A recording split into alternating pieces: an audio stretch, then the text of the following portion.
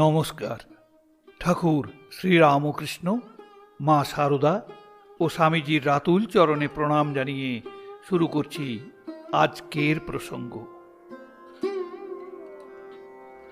তবে এক গল্প বলি শোনো। এক ব্রাহ্মণ অনেক যত্নে সুন্দর একটি বাগান করেছে। নানা রকমের গাছ ফুলে ফলে ভরে আছে।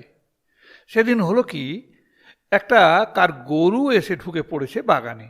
ঢুকে পড়েই বলা নেই কওয়া নেই খেতে শুরু করেছে সব গাছগাছালি। দেখতে পেয়ে বামুন তো রেগে টং। হাতের কাছে ছিল এক মস্ত লাঠি। তাই দিয়ে গরুর মাথায় সে আঘাত করল। সেই আঘাত এত প্রচণ্ড হলো যে গরুটা মরে গেল তক্ষুনি। মাথায় হাত দিয়ে বসে পড়ল বামুন। গোহত্যা করে ফেললুম হিন্দু হয়ে, এ পাপের কি আর চারা আছে? তখন তার মনে পড়ল যে বেদান্তে আছে চোখের কর্তা সূর্য, কানের কর্তা পবন এবং হাতের কর্তা ইন্দ্র। ঠিকই তো। বামুন লাফিয়ে উঠল, এ গোহত্যা তো আমি করিনি, ইন্দ্র করেছে। যেহেতু ইন্দ্রের শক্তিতে হাত চালিত হয়েছে, এ গোহত্যার জন্য দায়ী ইন্দ্র। মন খাঁটি করলে বামুন। ফলে গোহত্যার পাপ তার শরীরে ঢুকতে পেল না। মনের দরজায় ধাক্কা খেয়ে থমকে দাঁড়ালো। মন বললে, এ পাপ আমার নয়, ইন্দ্রের। আমাকে কেন, তাকে গিয়ে ধরো। পাপ তক্ষুনি ছুটল ইন্দ্রকে ধরতে। ব্যাপার শুনে ইন্দ্র তো অবাক। বলে, আরে রসো রসো রসো, আগে বামুনের সঙ্গে দুটো কথা কয়ে আসি। মানুষের রূপ ধরে ইন্দ্র তখন এলো সেই বাগানে। ফুল ফল লতা পাতা দেখে মন খুলে খুব প্রশংসা করতে লাগলো বামুনকে শুনিয়ে শুনিয়ে। আচ্ছা মশাই, এই বলতে পারেন এই বাগানখানি কার? জিজ্ঞেস করলে সে বামুনকে। আগে এটি আমার করা, এসব গাছপালা আমি পুঁতেছি। আসুন না, আসুন আসুন, ভালো করে দেখুন না সব ঘুরে টুরে। ইন্দ্র ঢুকলো বাগানের মধ্যে, যেন কতই সব দেখছে এমনি ভাব তার। এই করতে করতে অন্য মনস্কের মতো সে জায়গাটা এসে উপস্থিত হলো যেখানে সদ্যমৃত গরুটা পড়ে আছে। রাম রাম, এ কি, এখানে গোহত্যা করলো কে? বামুন তো পড়ল মহা ফাঁপড়ে। এতক্ষণ সব আমি করেছি, সব আমার করা এইসব বলে খুব বরফাট্টাই করছিল। এখন মাথা চুলকোতে লাগলো। তখন ইন্দ্র নিজ রূপ ধরলে, বললে, তবে রে ভণ্ড, বাগানের যা কিছু ভালো সব তুমি করেছ, আর গোহত্যাটি কেবল আমি করেছি বটে। নে তোর গোহত্যার পাপ। আর যায় কোথায়? পাপ এসে ঢুকে পড়ল ব্রাহ্মণের শরীরে। তাই বলি, যা করেন সব তিনি, এই বলে নিজেকে ঠকিও না। নিজের বেলায় ভালোটি আর মন্দটি ভগবানের ঘাড়ি, ওটি চলবে না। ভালো মন্দ সব তাকে অর্পণ করে ভালো মন্দের ওপারে চলে যাও। জ্ঞেয় বস্তু কি না? সুখ দুঃখ রহিত ঈশ্বরই জ্ঞেয়। সুখ দুঃখ রহিত কোনো বস্তু আছে, থাকতে পারে? পারে। শীত আর গ্রীষ্মের সন্ধিস্থলে কি আছে? এমন একটি অনির্বচনীয় অবস্থা, যা শীতলও নয় উষ্ণও নয়। তা যদি থাকা সম্ভব, তাহলে সুখ দুঃখবিহীন বস্তুর অস্তিত্ব মানতে হবে। অমৃত সরকার ডাক্তার মহেন্দ্র সরকারের ছেলে। সে আবার অবতার মানে না। ঠাকুর স্নেহহাস্যে বললেন, তাতে দোষ কি? হ্যাঁ ওগো, ঈশ্বরকে নিরাকার বলে বিশ্বাস থাকলেও তাকে পাওয়া যায়। আবার সাকার বলেও যদি বিশ্বাস করো, ঠকবে না। দুটি জিনিস শুধু দরকার, সে দুটি থাকলেই হবে। সে দুটির একটি হচ্ছে বিশ্বাস, আর একটি শরণাগতি। ঈশ্বর মানুষ হয়ে এসেছেন, এ বিশ্বাস কি করা সোজা? হ্যাঁ, এক সের ঘটিতে কি 4 সের দুধ ধরতে পারে? তাই কথা হচ্ছে, যে পথে যাও তুমি যদি আন্তরিক হও, ঠিক ঠিক মিলে যাবে অমৃত। মিচড়ির রুটি সিধে করেই খাও, আর আড় করেই খাও, সমান মিষ্টি। আবার সাকারবাদীদের মতে একটি দুটি দেবতা নয়, ৩৩ কোটি। হলোই বা কলকাতা শহরে হাজার হাজার ডাক বাক্স। বড় পোস্ট অফিসেই ফেলো আর ছোট ডাক বাক্সেই ফেলো, ঠিকানা যদি ঠিক ঠিক লেখা থাকে যথাস্থানে গিয়ে পৌঁছবে। একটি ডাক পাঠাও তাকে, তোমার পায়ে পড়ি, পাঠিয়ে একবারটি দেখো ঠিক পৌঁছই কি না। ডাক্তারকে ঠাকুর বললেন, তোমার ছেলে ওই অমৃতটি বেশ, সে তো আপনার চেলা। আমার কোনো শালা চেলা নেই, আমি সকলের চেলা, সকলে ঈশ্বরের ছেলে, ঈশ্বরের দাস। আমিও ঈশ্বরের ছেলে, ঈশ্বরের দাস। চাঁদা মামা সকলের মামা। একটি যুবক ঠাকুরকে এসে জিজ্ঞাসা করলো, আচ্ছা মশাই, এই কাম কি করে যায়? এত চেষ্টা করি, তবু মাঝে মাঝে মনে কুচিন্তা এসেই পড়ে। আসুক না, আসুক না। কেন এলো এইটা বসে বসে ভাবতে যাওয়া কেন? শরীরের ধর্মে আসবে, তাই বলে মাথা ঘামাবি নেই। হ্যাঁ, মাথা না ঘামালেই মাথা তুলতে পারবে না কাম। তাছাড়া তোকে বলে দিই, কলিতে মনের পাপ পাপ নয়। কিন্তু মনের ও ভাবটা যাবে কি করে? হরিনামে। হরিনামের বন্যায় ভেসে যাবে সব আবর্জনা। যোগিনেরও সেই জিজ্ঞাসা, কাম যায় কিসে? শুধু হরিনামে যাবে সে মানতে রাজি নয়। কত লোকই তো হরি হরি করছে, কারুরই তো যাওয়ার কোনো নমুনা দেখছি না। পঞ্চবটিতে এক হঠযোগী এসেছে, তার সঙ্গ করল। যদি কিছু আসন প্রাণায়ামের ক্রিয়া প্রক্রিয়া দিয়ে দমন করা যায় এই শত্রুকে, ঠাকুর তাকে ধরে ফেললেন। হাত ধরে তাকে টেনে নিয়ে চললেন নিজের ঘরের দিকে। তুমি আমার দিকে না গিয়ে এদিকে এসেছ, তাই না? শোন, তোকে বলি, ওদিকে যাসনি। ওসব হঠযোগ শিখলে ও করলে মন শরীরের উপরে পড়ে থাকবে, সর্বক্ষণ পড়ে থাকবে, যাবে না ঈশ্বরের দিকে। আমি তোকে যা বলেছি সেই পথই ঠিক পথ, হরিনামের পথ। হরিনামের শব্দেই উড়ে যাবে পাপ ও পাখি। নিজেকে বেশি বুদ্ধিমান বলে ধারণা যোগিনের। ভাবলে এসব ঠাকুরের অভিমানের কথা, পাছে তাকে ছেড়ে আর কারু কাছে যায় সেই ভয়েই অমনি একটা ফাঁকা উপদেশ দিয়েছেন।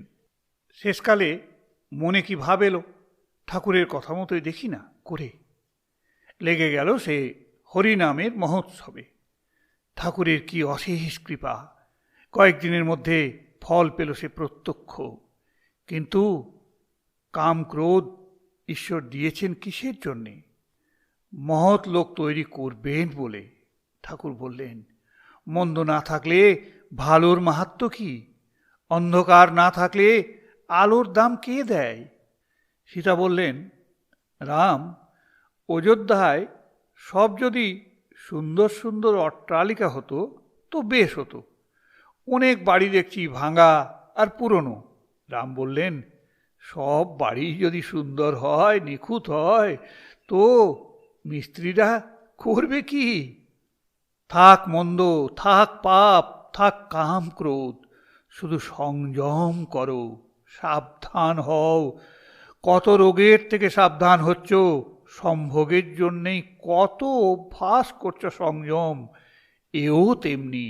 আর ঈশ্বরের চেয়ে বড় সম্ভোগ আর কি আছে?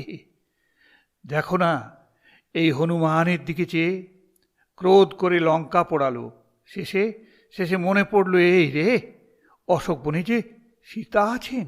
তখন ছটপট করতে লাগলো। তাই তো বলি, রাস টানো। মদনকে দগ্ধ করলে শিব, মুগ্ধ করলে কৃষ্ণ। শিব মদন দহন আর শ্রীকৃষ্ণ মদন মোহন। দাক্ষিণাত্য বেড়াবার সময় রামচন্দ্র ঠিক করলেন চাতুর্মাস্য করবেন। চাতুর্মাস্য কাটাবার জন্য একটি পাহাড় মনোনীত করলেন। গিয়ে দেখলেন সেখানে এক শিব মন্দির। রাম লক্ষ্মণকে বললেন, মন্দিরে যাও, শিবের অনুমতি নিয়ে এসো। মন্দিরে গিয়ে শিবকে লক্ষ্মণ জানালো তাদের প্রার্থনা। শিব কিছুই বললেন না, শুধু অন্য মূর্তি ধারণ করলেন। অন্য মূর্তি মানে অদ্ভুত এক নৃত্য মূর্তি। নিজ লিঙ্গ নিজের মুখে পুরে নৃত্য করছেন। লক্ষ্মণ ফিরে এলো রামের কাছে, তাকে বললে সব আগাগোড়া। শুনে রাম উৎফুল্ল হলেন। লক্ষ্মণ বললে, বুঝলুম না কিছু। রাম বললেন, শিব অনুমতি দিয়েছেন। তিনি ওই মূর্তির মাধ্যমে বলেছেন, লিঙ্গ আর জিহ্বা সংযম করো, যেখানে খুশি সেখানে থাকো। রসনা আর বাসনাকে যদি একসঙ্গে বন্দি করতে পারো তাহলেই অভয় লাভ। চৈত্র মাসের প্রচণ্ড রোদে ঠাকুর এসেছেন বলরাম মন্দিরে। বললেন, বলেছি 3টের সময় যাব, তাই আসছি, কিন্তু বড় ধূপ। ভক্তেরা হাওয়া করতে লাগলো। সেবা করবে না সুধাদ্রব মুখের দিকে তাকিয়ে থাকবে বুঝতে পারছে না। পাখার ছন্দ ভুল হয়ে যাচ্ছে। ছোট নরেন আর বাবুরামের জন্য এলাম। মাস্টারের দিকে তাকালেন ঠাকুর। পূর্ণকে কেন আনলে না? ও সভায় আসতে ভয় পায়। ভয়? হ্যাঁ, পাছে আপনি 5 জনের সামনে এই সুখ্যাতি করে বসেন, সব জানাজানি হয়ে যায়। বাহ, এ তো বেশ কথা। ঠাকুর এবার অন্য মানুষের মতো বললেন, কে জানে কখন কি যে বলে ফেলি। যদি বলে ফেলি তো আর আর বলবো না, আর বলবো না। আচ্ছা, পূর্ণর অবস্থা কীরকম দেখছো? এই ভাবটা হয় কই? বাইরে তো কিছু দেখতে পায় না। কি করে পাবে, কি করে পাবে? আরে তার আকর আলাদা, বাইরে তো আর ফুটবে না ভাব। হ্যাঁ, আমিও তাকে সেদিন বলছিলাম আপনার সেই কথাটা। মাস্টার বললে খুবই প্রফুল্ল মুখে। কোন কথাটা? সেই যে বলেছিলেন সায়র দিঘিতে হাতি নামলে টের পাওয়া যায় না, কিন্তু ডোবায় নামলে তোলপাড় হয়ে যায়। শুধু তাই নয় গো, পাড়ের উপর জল উপচে পড়ে। ঠাকুর জুড়ে দিলেন আরও একটু। কিন্তু তাছাড়া দেখেছ এই ছেলেটার আরও সব লক্ষণ ভালো। হ্যাঁ, চোখ দুটো জল জল করছে, যেন ঠেলে বেরিয়ে আসছে সম্মুখে। চোখ শুধু উজ্জ্বল হলেই হয় না, এ অন্য জাতের চোখ। ঠাকুর আরেকটু অন্তরঙ্গ হলেন। আচ্ছা, এই তোমায় তোমায় কিছু বলেছে? কি বিষয়? এই এই এখানকার সঙ্গে দেখা হবার পর কিছু হয়েছে তার? হ্যাঁ, বলেছে ঈশ্বর চিন্তা করতে গেলে, আপনার নাম করতে গেলে চোখ দিয়ে জল পড়ে, গায়ে রোমাঞ্চ হয়। বাহ, তবে আর কি! যেন মুক্ত হয় শান্তি পেলেন ঠাকুর। কতক্ষণ পরে মাস্টার আবার বললে, সে হয়তো দাঁড়িয়ে আছে। কে কে কে কে দাঁড়িয়ে আছে? চমকে উঠলেন ঠাকুর। পূর্ণ। কোথায় কোথায় দাঁড়িয়ে আছে? দরজার দিকে উৎসুক হয়ে তাকালেন ঠাকুর। উঠি উঠি করতে লাগলেন। এখানে নয়, হয়তো বা তার বাড়ির দরজার কাছে দাঁড়িয়ে আছে, বললে মাস্টার। আমাদের কাউকে যদি যেতে দেখে রাস্তা দিয়ে, অমনি ছুটে আসবে, প্রণাম করে পালাবে। ঠাকুর ভাবে তন্ময় হয়ে গেলেন। আহা, ও একটা বিরাট ব্যাপার। তা না হলে ওর জন্যে জপ করিয়ে নিলে গা। সবাই কৌতূহলী হয়ে তাকালো। ঠাকুর বললেন, হ্যাঁ গো, হ্যাঁ, পূর্ণর জন্য বীজ মন্ত্র জপ করেছি। বিরাট আধার, কিন্তু পূর্ণর বয়স মোটে 13। বিদ্যাসাগর স্কুলে 5ম শ্রেণীতে পড়ে। ঠাকুরের কাছে যে আসে, এ বাড়ির লোক পছন্দ করে না একদম। তাই লুকিয়ে লুকিয়ে একটু আধটু আসে মাস্টার মশাইয়ের ওই ছায়ায় ছায়ায়। সবাই সন্ত্রস্ত, কে কখন টের পায়। সকলের চেয়ে ভয় বেশি মাস্টার মশাইয়ের, কেননা বাড়ির লোক জানতে পেলে তাকেই দায়ী করবে সর্বাগ্রে। পূর্ণর আশা কোনো ভক্তের আশা নয়, এমনি কোনো এক পথ ভোলা পথের ছেলে ঢুকে পড়া, সব সময়ে আড়াল করে রাখবার চেষ্টা। এতই যখন ভয়, তখন ও ছেলেকে পথ দেখানোর কি দরকার? আমি পথ দেখাবো। ও নিজেই পথের ঠিকানা নিয়ে এসেছে। কে ওকে বলেছে ঠিকানা? কে বলবে? কানের কাছে মুখ এনে ঠাকুর বলছেন চুপি চুপি, এই সেসব করো যা সেদিন বলে দিয়েছিলাম। পূর্ণ ঘাড় নাড়ল।